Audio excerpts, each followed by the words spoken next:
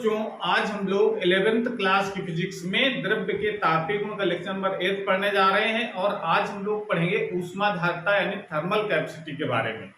नाम से लग रहा है, इसकी परिभाषा हम लोग लिख सकते हैं, किसी वस्तु के ऊष्मा धारण करने की क्षमता को उस वस्तु की ऊष्माधारता कहते हैं।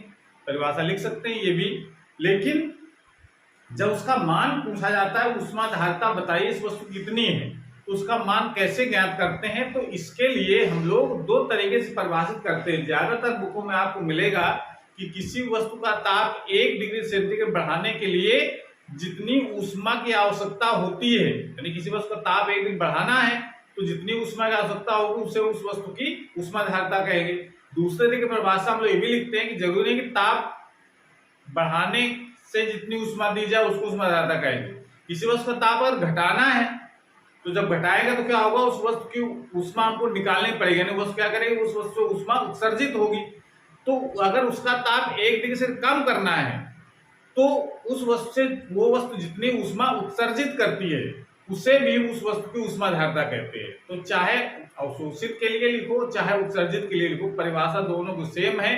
तो आप परिभाषा क्या लिख सकते हैं, किसी वस्तु का ताप 1 डिग्री सेंटीग्रेड परिवर्तित करने के लिए, परिवर्तित मतलब बढ़ा रहे हो चाहे घटा रहे हो, तो वस्तु जितनी ऊष्मा अवशोषित करती है, अगर बढ़ा रहे हैं तो अवशोषित करेगी, अथवा वो वस्तु जितनी ऊष्मा उत्सर्जित करती है उसे उस वस्तु की ऊष्माधारता कहते हैं। तो एक कॉमन सी परिभाषा आप लिखेंगे ये वाली कि परिभाषा क्या लिखी, देखो हमने किसी वस्तु का ताप 1 डिग्री सेंटीग्रेड परिवर्तित करने के लिए वस्तु को जितनी ऊष्मा दी जाती है या अवशोषित करती है उसको कह सकते हैं, तो वो अवशोषित करते उसका ताप बढ़ेगा, अथवा वस्तु जितनी ऊष्मा उत्सर्जित करेगी, यानी अगर गर्म है 1 डिग्री से टेम्परेचर कम करना है तो जितनी ऊष्मा वो बाहर निकालेगी उसे उस वस्तु की ऊष्माधारता कहते हैं। तो इस तरीके से परिभाषा आपको लिखनी है।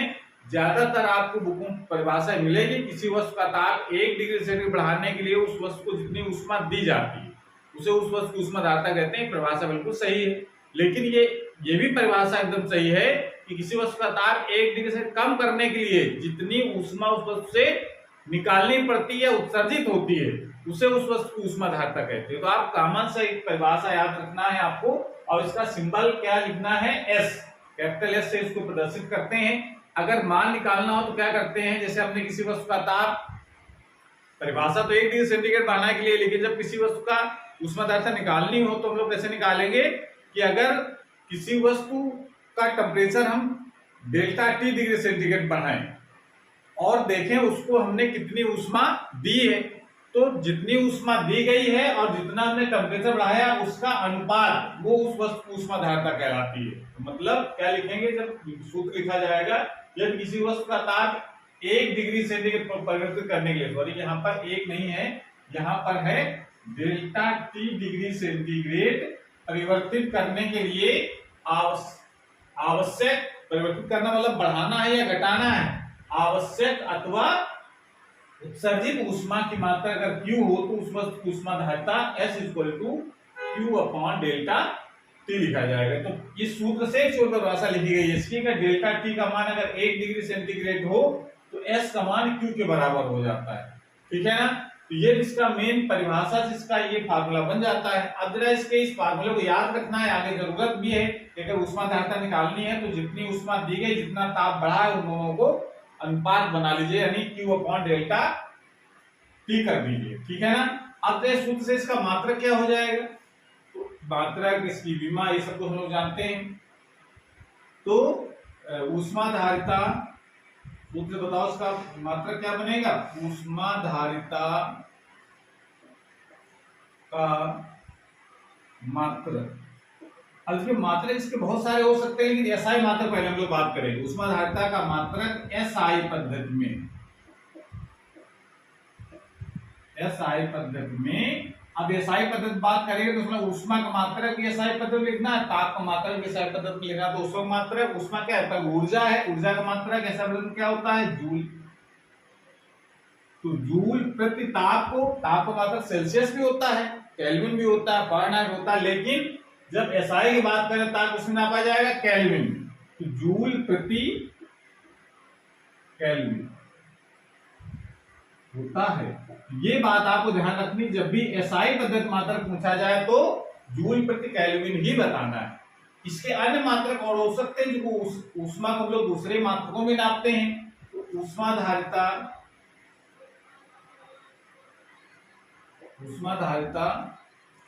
के अन्य मात्रक कौन क्या हो सकता है? मात्रक इसके ऊष्मा के और ताप बदल के लिख सकते हैं। मात्रक क्या हो सकता है? कैलोरी प्रति डिग्री सेंटीग्रेड ये हो सकता है। अथवा अगर हम ऊष्मा को उसमें नाप दें किलो कैलोरी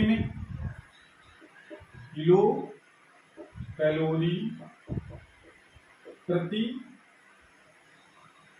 डिग्री सेंटीग्रेड ये हो सकता है। अथवा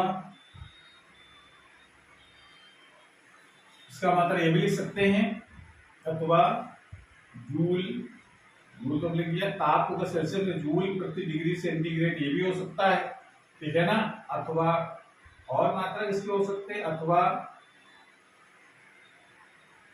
किलो जूल प्रति डिग्री सेंटीग्रेड, या डिग्री सेंटीग्रेड केल्विन भी लिख सकते हैं। तो केल्विन अगर लिख देंगे तो मात्रक और ढेर सारे बन जाएंगे। तो मतलब आपको देखना है Q का मात्रक लिखना है और T का मात्रक लिखना है, तो S का मात्रक अपने आप बन जाएगा।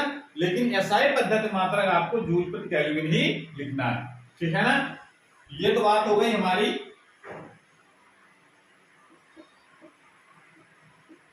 मात्रकों की। अंतरराष्ट्र की अगर बात करते हैं हम लोग अगर कि ऊष्माधारिता की विमा क्या होगी? ऊष्माधारिता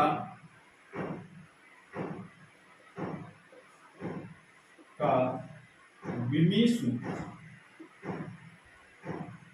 आप निकाल सकते हैं बहुत आसानी से। Q की विमा, Q क्या है? ऊर्जा है। ऊर्जा की विमा क्या होती है? mL²T-2। और ताप को क्या लिखते हैं हम लोग? थीटा से। इसको जरा सिंप्लीफाई करके क्या लिख सकते हैं हम लोग? mL²T-2 थीटा माइनस, ये इसकी विमा हो जाएगी, ठीक है ना। इसमें एक महत्वपूर्ण और चीज ये, ऊष्माधारिता किस बात पर निर्भर करती है? तो किसी वस्तु की ऊष्मा फिक्स नहीं होती, ठीक है ना। किसी वस्तु की ऊष्मा क्या होती है? फिक्स। ऊष्माधारिता फिक्स नहीं है, वो डिपेंड करती है उसकी प्रकृति पर। पहले तो अगर पदार्थ ही बदल जाएगा तो ऊष्माधारिता बदल जाएगी, और साथ में उसकी मात्रा पर भी निर्भर करती है। अगर छोटा कोई पदार्थ है, छोटी कोई वस्तु है, उसकी ऊष्माधारिता कम होगी। कोई अगर बड़ी वस्तु है, उसकी ऊष्माधारिता ज्यादा होगी। छोटी वस्तु ज्यादा कम ऊष्मा ग्रहण करती है, ऊष्माधारिता कम। बड़ी वस्तु है, उसको ज्यादा ऊष्मा देनी पड़ेगी एक डिग्री सेल्सियस ताप बढ़ाने के लिए, इस कारण से उसकी ऊष्माधारिता ज्यादा होगी। तो इसका मतलब ऊष्माधारिता किन बातों पर निर्भर करती है? तो किसी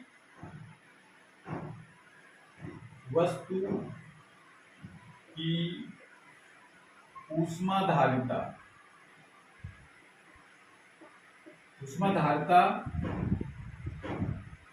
वस्तु की प्रकृति मतलब वस्तु कौन से पदार्थ का है। अगर पदार्थ ही अगर चेंज हो जाएगा तो उसकी ऊष्माधारिता बदल जाएगी। वस्तु की प्रकृति तथा द्रव्यमान यानी मात्रा, द्रव्यमान पर निर्भर करती। ये चीज आपको ध्यान रखनी है कि ऊष्माधारिता प्रकृति पर निर्भर करते नहीं, पदार्थ बदलने से बदल जाएगी।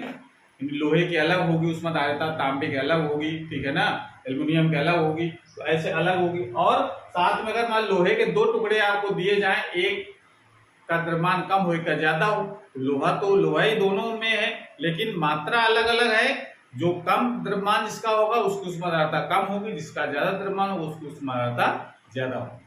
तो इस तरीके से आपको इतनी बात ऊष्माधारिता पे याद रखनी है। और अगले हम लोग लेक्चर में नए टॉपिक साथ आएंगे, तब तक पढ़ाई करते रहिए। All the very best.